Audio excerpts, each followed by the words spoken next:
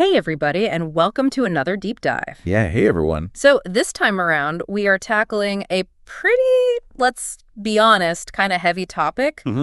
We're going to be facing head-on the whole fear of death thing. Yeah, that's a big one. It is a big one, and you know what's interesting is that we were looking over Right. a lot of different source material on this. Yeah. And we found some really cool stuff. Lots to dig into. We did, and one in particular that really stood out was from none other than Mark Twain. Oh, of course. Because of course, right. Always got to love Mark Twain. No better, right? Exactly. And it's funny because he had this quote that really captures, I think, how a lot of us feel about this whole death thing. Okay. He said, "I do not fear death. I had been dead for billions and billions of years before I was born and had not suffered the slightest inconvenience from it." Classic Mark Twain, right? It is classic Mark Twain. You know, he's got that way of taking these like really huge, almost unthinkable topics and injecting humor into them. Yeah. And it's dark humor, too. Yeah, definitely a dark humor. But it makes you think, right? Absolutely. Yeah. And, you know, it's interesting because everyone always focuses on the humor in his writing. Right.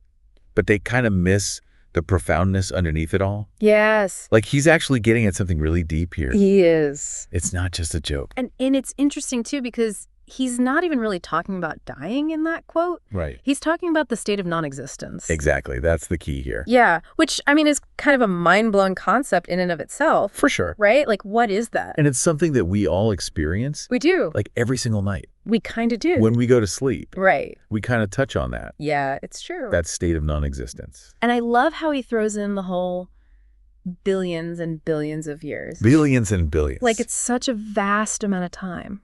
It is. It really puts things in perspective. And it makes it relatable, you know, because it's like, okay, if it's that long, then yeah, maybe I haven't been inconvenienced by it.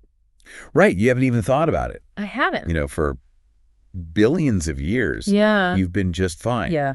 So it's that shift in perspective I think he's going for. I think so, too. And, you know, it's like instead of obsessing about what comes after life, right, which is something we can't know. Right. We don't know. He's saying, let's think about that time before we existed. Which we also don't know. Which we also don't know, right? Yeah. But were we losing sleep back then? Yeah, that's a good point. When we were non-existent? That is a really good point. Were we worried about not being alive? It's true. No, probably not. Probably not. Because we weren't there to worry about it. Right.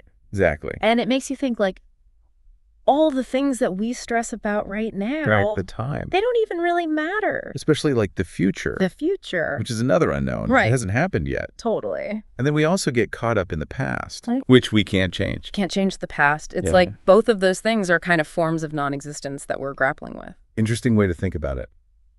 Yeah. But we do it all the time. Every day. Right. Yeah. It's true. So it's like Twain is saying, you know, maybe this fear of death, maybe it's not even rational. Maybe it's just a product of how we perceive time. It's like we're seeing time through this tiny little keyhole and thinking that's all there is. Yeah.